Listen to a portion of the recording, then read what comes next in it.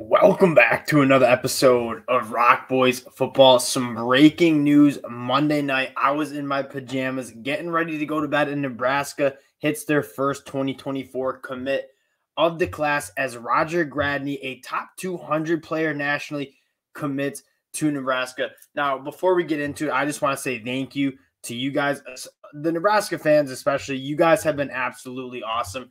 I got the privilege to go to Lincoln, watch a game like with my Michigan Wolverines 2 years ago now. And again, it was the best game day experience ever. The Nebraska fans are extremely passionate about their football. And again, the support you guys are showing, checking us out really means a lot. And anytime I get a chance to talk some Nebraska football, I will be taking advantage of it.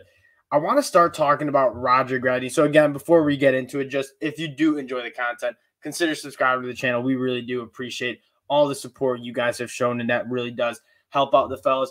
Let's get into Roger Gradney. He's a really exciting player. We're going to talk a little bit about what he brings to the table, check out some highlights, and then talk a little bit about what Matt Rhule is doing with this football program as he begins his tenure in Lincoln.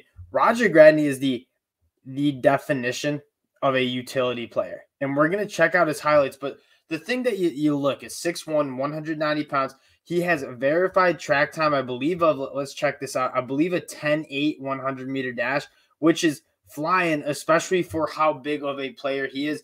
But when I say a utility player, that is exactly what he is. He, even in his commitment, they see me doing anything: cornerback, safety, linebacker, DN, wide receiver, running the ball out of the wildcat, taking back kick returns, and you know I can do it all. He truly can do it all, and we'll see that when we watch his highlights. Now, projecting what he's going to do for this Nebraska program, I see him much more as a defensive back because he's got some length to him. He's got some good ball skills, and he has really good speed. And when we turn on this high school highlight and film, you're going to see that he is very comfortable being physical, bringing down ball carriers. Let's pull up what he's done at the high school level. And again, the really, really fun highlight to watch because he truly has played it all. You're going to see him kind of utilizing that speed and the kick return ability. And the first thing that pops out is just he's a superior athlete. I mean, just running around potential tacklers and then absolute burners down the sideline. And again, you see the track speed on display. You see the just raw athleticism that this guy has. And when it comes to really being able to do it all, he absolutely can. I don't know why teams were just punting the football to him. And this is one of this, like, where you just see, I'm better than you. I'm more athletic than you. Quite frankly, I'm just going to run around everybody. And you see some fluidity in his movement as well. And so he's not just a straight line athlete, which I really like. And that, I mean, he could play wide receiver too. And as far as D-end or linebacker, he's going to add some serious weight to his frame. But now you see what I mean about being just an absolute vicious downhill tackler as well, coming from that cornerback spot. And there's another highlight after this kick return that's even more violent. I mean, this guy is a very, very physical player as well, and that's kind of why I see him playing safety, because he has that range to play center field, but he also has the ball skills and the physicality to be a tackler, to make plays on the football. I wouldn't be surprised if he plays wide receiver. Wouldn't be surprised if he's playing in the secondary.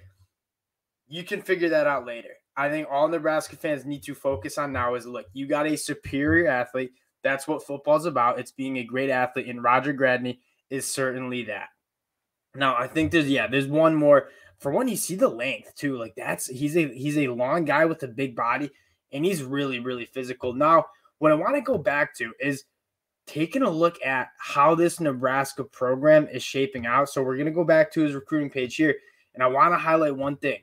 Take a look at who is the primary recruiter. Evan Cooper, who's been with Matt Rhule since back in Temple. He's the secondary coach for Nebraska. He was the cornerbacks coach under Matt Rhule in Carolina. He was with him at Baylor. He was with him at Temple. You know Matt Rhule trusts Evan Cooper, and take a look at what he's already doing on the recruiting trail. I mean, Roger Gradney, he just brought him in. And then Cameron Lendhart. I mean, Nebraska came in late with Cameron Lendhart with the new staff, and he lands him as being the primary recruiter under him. Ethan Nation as well was one of those late ads, and Demetrius Bell out of Nashville, Tennessee. Evan Cooper, seems to be kind of one of those younger coaches that the regular fan might not be talking about, but in terms of bringing some really, really talented football players to Lincoln, Evan Cooper seems to be a guy that's going to make that happen. Now, let's talk a little bit about how this Nebraska team is shaping up moving forward. we've already talked about it, and we'll bring it up again. What Nebraska has done, they finished with a very, very strong 2023 class, considering you had a new coaching staff. Matt Rhule came in and solidified a lot of commitments, especially Malachi Coleman, who was getting suited by guys like Deion Sanders in Colorado, and finished with the 30th overall recruiting class in 2023, which is pretty damn impressive considering he took over the job in December. Now, what I want to even get even more into is looking at that transfer portal class in terms of immediate impact players, because there's so many talented guys that they brought in.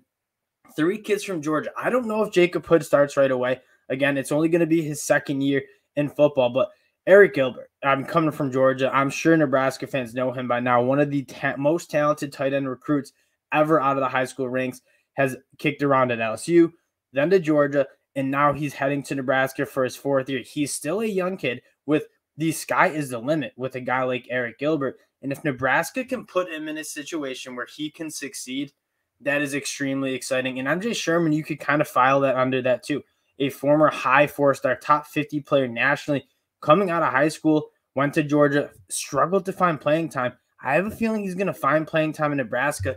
And one of the things we emphasize the most is Matt Rhule is superior at developing players and putting his players in best spots to succeed.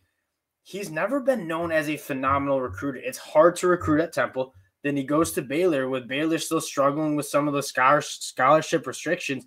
It doesn't matter, though, because he wins everywhere he goes.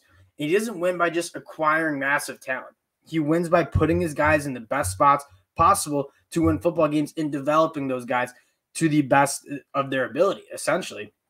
And Nebraska, what is so exciting is that's a place, especially with NIL and how active this donor base is and this fan base is, Nebraska should be able to recruit at a high level. So you combine recruiting, which Scott Frost was a pretty solid recruiter, and you combine that with the development of talent that Matt Rhule has proven time and time again that he can do, that's where it gets really, really exciting if you're Nebraska fans. And taking a look at some other guys coming in that I really like, Billy Kemp, not getting talked enough about as being just a safety blanket for quarterbacks. He's going to get open in those short intermediate routes in the middle of the field from that slot position. Ben Scott is going to be an immediate starter for Nebraska on that offensive line. And then you have a couple guys who are really exciting coming from the SEC.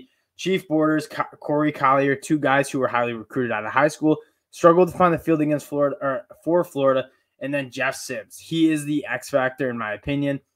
When you watch him against Georgia Tech, he was kind of having to play hero ball, but he has phenomenal athletic ability. He has a very strong arm. And Jeff Sims, Casey Thompson, that should be a very, very fun quarterback battle. It really matters, though, if this offensive line needs to get better, because whether it's Jeff Sims, whether it's Casey Thompson, they need to be protected. And they just, quite frankly, were not protected last year. I expect that to get better under Matt Rhule as well. And again, late night, but a massive win for Nebraska, landing their first commit in the 2024 class. Things seem to be off to a really good start with a really good close to that 2023 class. You did really well in the transfer portal, and then getting off to a hot start in 2024, going into the state of Texas, taking out a talented player who is big and fast, and that is a very good combo. Again, wanted to keep this one short. It is late. I'm going to bed, but again, appreciate you guys checking this out, and if you do enjoy the content, consider subscribing to the channel. We appreciate you guys, and we'll talk to y'all later.